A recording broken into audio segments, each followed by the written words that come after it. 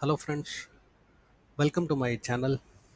ಇವತ್ತು HTML ಅಲ್ಲಿ ಫೆವಿಕಾನ್ ಮತ್ತು ಪೇಜ್ ಟೈಟಲ್ ಅಂದರೆ ಏನು ಅಂತ ಹೇಳ್ಕೊಡ್ತೀನಿ. ಸೊ ಇವಾಗ ಕೋಡ್ಗೆ ಹೋಗೋಣ ಬನ್ನಿ. ಸೊ ನೋಡಿ, ಇಲ್ಲಿ ಒಂದು ಡಿಫಾಲ್ಟ್ HTML ಸ್ಟ್ರಕ್ಚರ್ ಇದೆ. ಸೊ ಹೆಡ್ ಸೆಕ್ಷನ್ ಒಳಗಡೆ ಟೈಟಲ್ ಟ್ಯಾಗ್ ಹಾಕಿದ್ದೀನಿ. ಈ ಟೈಟಲ್ ಟ್ಯಾಗು ಏನಕ್ಕೆ ಕೊಡ್ತೀರಿ ಅಂದರೆ ಪೇಜ್ ಟೈಟಲ್, ನಾವು ಇದನ್ನೇ ಪೇಜ್ ಟೈಟಲ್ ಅಂತ ಕರಿತೀರಿ. ಸೊ ಪ್ರತಿಯೊಂದು ವೆಬ್ಸೈಟಲ್ಲೂ ಪೇಜ್ ಟೈಟಲ್ ಇರುತ್ತೆ. ಇದು ತುಂಬಾ ಇಂಪಾರ್ಟೆಂಟ್ ಟ್ಯಾಗು. ಸೊ ಇದೆಲ್ಲೆಲ್ಲಿ ಯೂಸ್ ಆಗುತ್ತೆ ಅಂದರೆ SEO ಪರ್ಪಸ್ಸು, ಆಮೇಲೆ ಪೇಜ್ ನೇಮ್ ಐಡೆಂಟಿಫೈ ಮಾಡೋಕ್ಕೆ. ಸೊ ಪ್ರತಿಯೊಂದಕ್ಕೂ ಇದು ಪ್ರತಿಯೊಂದು ವೆಬ್ ಪೇಜಲ್ಲೂ ನಾವು ಪೇಜ್ ಟೈಟಲ್ ಟ್ಯಾಗ್ ಕೊಡಲೇಬೇಕು. ಆಮೇಲೆ ಅದ್ರ ಕೆಳಗಡೆ ಇನ್ನೊಂದು ಟ್ಯಾಗ್ ಇದೆ, ಸೊ ಲಿಂಕ್ ಟ್ಯಾಗ್. ಈ ಲಿಂಕ್ ಟ್ಯಾಗ್ ಅಂದರೆ ಏನು? ಇದು ಮತ್ತು ಆ್ಯಂಕರ್ ಟ್ಯಾಗ್ ಎರಡು ಸೇಮಾ? ಇಲ್ಲ, ಕಂಪ್ಲೀಟ್ಲಿ ಡಿಫ್ರೆಂಟು. ಲಿಂಕ್ ಟ್ಯಾಗಲ್ಲಿ ನಾವು REL ಈಕ್ವಲ್ಸ್ ಐಕಾನ್ ಅಂತ ಕೊಟ್ಟಿದ್ದೀನಿ. ಆಮೇಲೆ ಟೈಪ್ ಈಕ್ವಲ್ಸ್ ಇಮೇಜ್/X ಐಕಾನ್ ಅಂತ ಕೊಟ್ಟಿದ್ದೀನಿ. ಆಮೇಲೆ href ಬಂದ್ಬಿಟ್ಟು ಫೆವಿಕಾನ್ನ ಟ್ಯಾಗ್ ಮಾಡಿದ್ದೀನಿ. ಫೆವಿಕಾನ್ ಐಕಾನ್ನ ನಾನು ಲಿಂಕ್ ಮಾಡಿದ್ದೀನಿ ಇಲ್ಲಿ. ಸೊ ಫೆವಿಕಾನ್ ಐಕಾನ್ನ ನಾವು ಹೀಗೆ ಲಿಂಕ್ ಮಾಡಬೇಕು.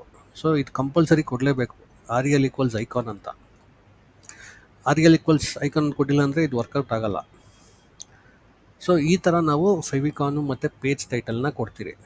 ಸೊ ಇವಾಗ ಬ್ರೌಸರ್ಗೆ ಹೋಗಿ ತೋರಿಸ್ತೀನಿ ನಿಮಗೆ, ಸೊ ಹೆಂಗೆ ಇದು ಬರುತ್ತೆ ಅಂತ. ಪೇಜ್ ಟೈಟಲು ಮತ್ತು ಫೆವಿಕಾನ್ ಐಕಾನ್ ಎಲ್ಲಿ ಕಾಣಿಸುತ್ತೆ ನಮಗೆ ಅಂತ ನಿಮ್ಮ ಬ್ರೌಸರ್ ಹೋಗಿ ತೋರಿಸ್ತೀನಿ. ಸೊ ನೋಡ್ಬೋದು, ಇಲ್ಲಿ ಪೇಜ್ ಟೈಟಲ್ ಮೇಲ್ಗಡೆ ಟ್ಯಾಬಲ್ಲಿ ನಿಮಗೆ ನಾವು ಟೈಟಲ್ ಟ್ಯಾಗಲ್ಲಿ ಏನು ಕೊಡ್ತಿರೋ ಅದು ಇಲ್ಲಿ ಬರುತ್ತೆ. ಸೊ ನಿಕಿಟೆಕಿ ಟ್ಯೂಟೋರಿಯಲ್ಸ್ ಅಂತ ಬಂದಿದೆ. ಆಮೇಲೆ ಅದ್ರ ಪಕ್ಕದಲ್ಲಿ ನೋಡ್ಬೋದು, ನೀವು ಐಕಾನ್ ಕಾಣಿಸ್ತಾ ಇದೆ. ಸೊ ಐಕಾನ್ ಕೂಡ ನೋಡ್ಬೋದು. ಸೊ ನಿಮಗೆಲ್ಲ ಒಂದು ಕನ್ಫ್ಯೂಷನ್ ಇರ್ಬೋದು, ಈ ಫೆವಿಕಾನ್ ಹೆಂಗೆ ಜನ್ರೇಟ್ ಮಾಡೋದು ಅಂತ. ಸೊ ನೀವು ಇನ್ನೊಂದು ನೋಡ್ಬೋದು, ಫೆವಿಕಾನ್ದು ಎಕ್ಸ್ಟೆನ್ಷನ್ ಬಂದ್ಬಿಟ್ಟು ICO ಅಂತ ಇರುತ್ತೆ. ICO ಅಂದರೆ ಐಕಾನ್ ಅಂತ.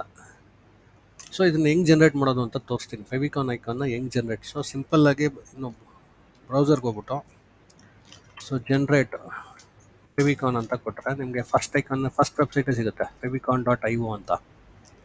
ಸೊ ಇದರಲ್ಲಿ ನಿಮಗೆ PNG ಟು ICO ಅಂತ ಇದೆ. ಸೊ PNG ಇರೋ ಫೈಲ್ನ ICO ಐಕಾನ್ಗೆ ಕನ್ವರ್ಟ್ ಮಾಡೋದು. ಇದು ಸಿಂಪಲ್ಲಾಗಿ ಇದ್ರ ಮೇಲೆ ಕ್ಲಿಕ್ ಮಾಡಿಬಿಟ್ಟು ಇಲ್ಲಿ ಅಪ್ಲೋಡ್ ಮಾಡ್ಬಿಟ್ಟು ಡೌನ್ಲೋಡ್ ಮಾಡಿದ್ರೆ ನಿಮಗೆ ಫೆವಿಕಾನ್ ಐಕಾನ್ಸ್ ಜನ್ರೇಟ್ ಆಗುತ್ತೆ. ಸೊ ನಾನು ಆಲ್ರೆಡಿ ಜನ್ರೇಟ್ ಮಾಡ್ಕೊಂಡಿದ್ದೀನಿ. ಸೊ ನಿಮಗೆ ಅದು ಹೆಂಗಿರುತ್ತೆ ಅಂತ ತೋರಿಸ್ತೀನಿ. ಸೊ ನೋಡಿ ಫ್ರೆಂಡ್ಸ್, ಇಲ್ಲಿ ಸೊ ಎಲ್ಲ ಐಕಾನ್ಸ್ನು ನಾನು ಜನ್ರೇಟ್ ಮಾಡ್ಕೊಂಡಿದ್ದೀನಿ. ಸೊ ನಮಗೆ ಇದರಲ್ಲಿ ಇವಾಗ ಸದ್ಯಕ್ಕೆ ಬೇಕಾಗೋದು ಇದೊಂದೇ. ಈ ಐಕಾನ್ಸ್ ಬಗ್ಗೆ ನಾನು ಮುಂದಿನ ವೀಡಿಯೋಲ್ಲಿ ನಿಮ್ಗೆ ಎಕ್ಸ್ಪ್ಲೈನ್ ಮಾಡ್ತೀನಿ. ಏನಕ್ಕೆ ಆ್ಯಂಡ್ರಾಯ್ಡ್ ಕ್ರೋಮ್ 922 ಸೈಜ್ ಯೂಸ್ ಆಗುತ್ತೆ, ಮತ್ತು 512 ಸೈಜ್ ಏನಕ್ಕೆ ಯೂಸ್ ಆಗುತ್ತೆ, ಆಮೇಲೆ ಆ್ಯಪಲ್ ಟಚ್ ಏನಕ್ಕೆ ಯೂಸ್ ಆಗುತ್ತೆ, ಮತ್ತು ಈ ಚಿಕ್ಕ ಫೆವಿಕಾನ್ಸ್ ಎಲ್ಲ ಏನಕ್ಕೆ ಯೂಸ್ ಆಗುತ್ತೆ ಅಂತ ನಿಮಗೆ ಮುಂದಿನ ವೀಡಿಯೋಗಳಲ್ಲಿ ಹೇಳ್ತೀನಿ. ಇವಾಗ ಸದ್ಯಕ್ಕೆ ಬೇಕಾಗಿರೋ ಸ್ಟ್ಯಾಂಡರ್ಡ್ ಫೆವಿಕಾನು ಇದು. ಸೊ ಇದ್ರದ್ದು ಸೈಜ್ ಬಂದ್ಬಿಟ್ಟು ನೀವು ನೋಡ್ಬೋದು, 48 ಪಿಕ್ಸಲ್ಸ್ ಇಂಟು 48 ಪಿಕ್ಸಲ್ಸ್. ಸೊ ಇದು ಸ್ಟ್ಯಾಂಡರ್ಡ್ ವೆಬ್ಸೈಟ್ಗೆ ಈ ಫೆವಿಕಾನ್ ವರ್ಕೌಟ್ ಆಗುತ್ತೆ. ಸೊ ಈ ಫೆವಿಕಾನ್ನೇ ನಾನು ಇಲ್ಲಿ ಲಿಂಕ್ ಮಾಡಿರೋದು. ಸೊ ಗೊತ್ತಾಯ್ತಲ್ಲ ಫ್ರೆಂಡ್ಸ್, ಫೆವಿಕಾನ್ನ ಹೆಂಗೆ ಜನ್ರೇಟ್ ಮಾಡೋದು ಮತ್ತು ಹೆಂಗೆ ನಾವು ಲಿಂಕ್ ಮಾಡೋದು. ಆಮೇಲೆ ಪ್ರತಿಯೊಂದು ವೆಬ್ಸೈಟಲ್ಲೂ ನಾವು ಈ ಐಕಾನ್ ನೋಡ್ತೀವಿ. ನೋಡಿ, ಇಲ್ಲೂ ನೋಡ್ಬೋದು ನೀವು ಫೆವಿಕಾನ್ ಐಕಾನ್ ಇಲ್ಲೂ ಇದೆ. ಆಮೇಲೆ ಫೆವಿಕಾನ್ ಜನ್ರೇಟರ್ ಅಂತ ಅವ್ರದ್ದು ಟೈಟಲ್ ಟ್ಯಾಗ್ ಕೊಟ್ಟಿದ್ದಾರೆ. ಅದೇ ರೀತಿ ನಾವು ಕೂಡ ಫೆವಿಕಾನ್ ಐಕಾನ್ನ ಟ್ಯಾಗ್ ಮಾಡ್ಕೊಂಡಿದ್ದೀರಿ, ಲಿಂಕ್ ಮಾಡ್ಕೊಂಡಿದ್ದೀರಿ. ಆಮೇಲೆ ನಿಕಿಟೆಕಿ ಟ್ಯೂಟೋರಿಯಲ್ಸ್ ಅಂತ ಟೈಟಲ್ ಟ್ಯಾಗ್ ಕೊಟ್ಟಿದ್ದೀವಿ.